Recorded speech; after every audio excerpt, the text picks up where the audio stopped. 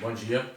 Aula de ciências hoje do sétimo ano nós vamos falar sobre invertebrados, mais especificamente o filo dos moluscos e dos equinodermos. Eu vou pedir que vocês realizem os exercícios diversos número 8, questão 1 a questão 32. Esse conteúdo está no capítulo 3 da apostila, página 24, 25 e 26. Então, gente, vamos lá.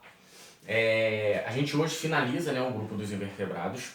A gente já viu todos os outros filos, já vimos poríferas, quinidários, plateumintos, nematódios, anelídeos e artrópodes. Ficou faltando moluscos e equinodermos, tá? São dois grupos, que a gente pode dizer que não são tão grandes, são grupos menores do que os outros grupos que nós vimos até na última aula, por exemplo. Os moluscos até são consideráveis um grupo mediano, mas os equinodermos são um grupo bem pequeno, tá? Vamos falar primeiro dos moluscos, O que acontece, gente? Os moluscos, eles têm esse nome porque eles vão apresentar o corpo mole. E aí a gente já começa a identificar como que o corpo desses indivíduos é dividido. Nós temos o corpo dos moluscos dividido em cabeça, pés e massa visceral. Professor, o que é massa visceral? Então, massa visceral é justamente a massa, a composição das vísceras do indivíduo. O que são vísceras? São órgãos e estruturas internas no corpo, tá? E uma característica dos moluscos, é que eles vão apresentar o corpo meio umidificado, com aquele muco. Alguém já deve ter até visto quando uma lesma, por exemplo, anda, ela vai deixando um rastro desse muco no chão ou na parede. Esse muco é produzido por glândulas específicas que vão auxiliar na locomoção mesmo desses indivíduos e também evitando a desidratação, tá? Esses indivíduos, eles vão ter uma respiração branquial, tá? Vão ter, alguns outros indivíduos vão ter respiração pulmonar e até cutânea, tá? Mas a mais comum a gente pode dizer que é a branquial, já que esses indivíduos podem ser encontrados em mares, em água doce e terrestre, tá? E aí, quando a gente diz em relação ao seu sistema digestório, ele é completo, tem boca e tem ânus. E tem uma característica bem interessante. Eles vão possuir uma estrutura muito semelhante a uma língua na boca, tá? Que é denominada de rádula. Para que serve essa rádula? Essa rádula ela vai ser como se fosse uma lixa, literalmente, que vai lixar o alimento, vai raspar o alimento, já auxiliando na preparação para a digestão desse alimento, ok? O sistema circulatório deles, por incrível que pareça, não é fechado, é aberto, ou seja, o sangue circula por difusão dentro do organismo, dentro do corpo desses indivíduos, tá? E aí a gente vai ter o seu sistema nervoso bem desenvolvido, tá? Eles vão apresentar glânglios, tá? Que vão formar emaranhados, que vão dar essa, digamos, conexão entre o corpo do animal, tá? A gente vai dividir esse grupo em 3 classes, são os bivalves, gastrópodes e cefalópodes, mas antes da gente falar deles em si, é importante a gente entender uma característica bem peculiar desse grupo. Esse grupo vai apresentar o corpo protegido por uma concha, tá? Uma concha mesmo. E essa concha, ela é diferente do exoesqueleto dos artrópodes, aonde os artrópodes têm que perder o exoesqueleto para crescer. Já os moluscos crescem com a sua concha, tá? E aí, gente, tem uma coisa bem interessante. O que acontece? Quando eles vão crescendo, eles têm substâncias, nervos específicos que vão ser produtores da concha, que vão auxiliar no crescimento da concha, tá? E aí vamos falar de uma coisa bem interessante, duas na verdade. Nós observamos alguns moluscos que não têm concha, como a lesma, Como, por exemplo, o polvo, a lula. Aí eu digo para vocês que na verdade eles têm vestígios de concha. Devido à evolução, eles estão perdendo essa concha. Mas a gente, obviamente eu não sei, muitos de vocês nunca devem ter visto, mas se a gente abrir uma lula, a gente consegue ver o vestígio de concha que tem dentro dela. Isso é até uma aula prática que a gente faz no nosso ano letivo, mas infelizmente devido à situação a gente não está podendo fazer.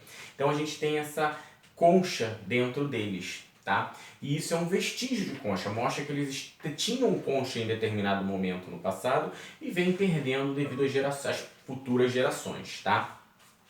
Outra coisa curiosa é a questão da pérola, da ostra, né? Todo mundo já ouviu falar da ostra, que ela produz a pérola. O que é isso?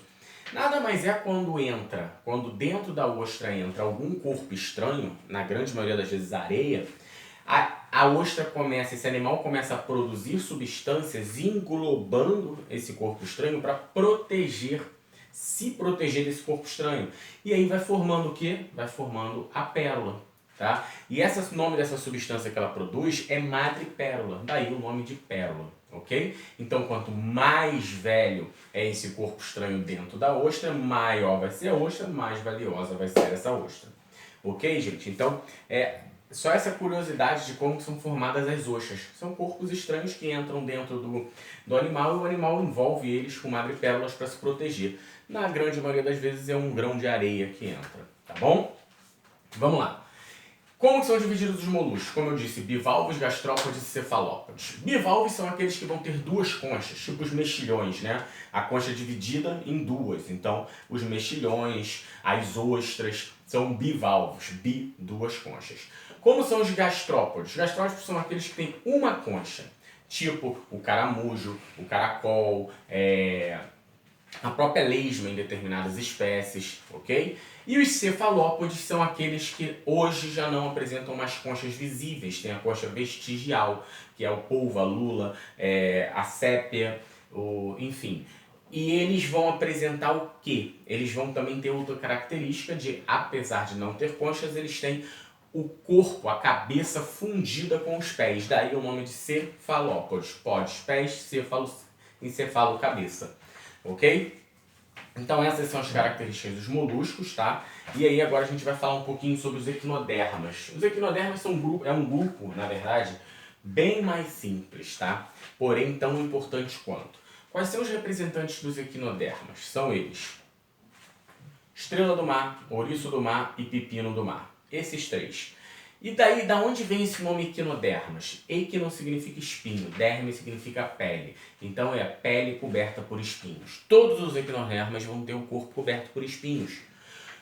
Um ouriço do mar tem bem visível. Uma estrela do mar, dependendo da espécie, a gente consegue ver esses espinhos bem visíveis. Mas as estrelas do mar que a gente costuma ver nas praias não tem esses espinhos visíveis. Mas se a gente analisar bem, eles têm os espinhos pequenininhos, mais abaloados, mas são espinhos. E os pepinos do mar, a mesma coisa. Então todos os equinodermas vão ter o corpo coberto por espinho, tá? Outra característica deles, eles vão ter sistema circulatório fechado, eles vão ter um sistema digestório completo, a sua reprodução vai ser sexuada, assim como a dos moluscos, tá? Sua reprodução pode ser direta ou indireta, na imensa maioria das vezes indireta, tá? Assim como os moluscos. E seu sistema nervoso vai ser bem, digamos, peculiar. Por quê? O espinho desses indivíduos, eles vão formar canais, eles são ocos, aonde vai ter circulação de água. E aí esse sistema, né, de canais dos espinhos se chama sistema ambulacrais, sistemas ambulacrais, que vai servir para locomoção, para respiração, tá? Que é branquial, e para circulação, que eu disse que é fechada, tá? Então vamos lá. Então o sistema ambulacral vai servir para três coisas juntas: circulação, locomoção e respiração. Devido ao quê? A essa água que vai estar dentro desses espinhos ocos, tá bom? E aí faz se mover, se locomove. A água circula, eles tiram o oxigênio pelas brânquias. E a circulação vai ser auxiliada por essa pressão da água, tá? Outra característica desse grupo é que eles têm endoesqueleto, não é exo, endo. O esqueleto deles está dentro do corpo. Professor, então eles são vertebrados? Não, porque é um esqueleto falso, tá? Então eles têm digamos que uma carapaça, né? Um esqueleto, um endoesqueleto dentro do corpo deles, beleza? E aí, gente, a gente pode dizer, por último, de uma característica deles semelhante com a dos plateumintos. Eles têm alto grau de regeneração, ou seja, eles conseguem se regenerar. Se a gente tira um braço de uma estrela do mar, ela consegue regenerar esse outro braço, ok? Então esse alto poder de regeneração está associado em dois grupos dos invertebrados, os plateumintos e os equinodermos. Lembrando que o poder de regeneração dos equinodermos, apesar de ser alto, não é tão grande como o dos plateumintos, que são os mestres da regeneração. Ok? Galera, fica aqui o meu pedido da atividade devolutiva número 4 relacionado ao capítulo 3. Eu quero que vocês descrevam todas as características morfológicas e fisiológicas desses dois grupos, desses dois filos, né? São os moluscos e os equinodermos, beleza? Fico aguardando. Muito obrigado, até a próxima.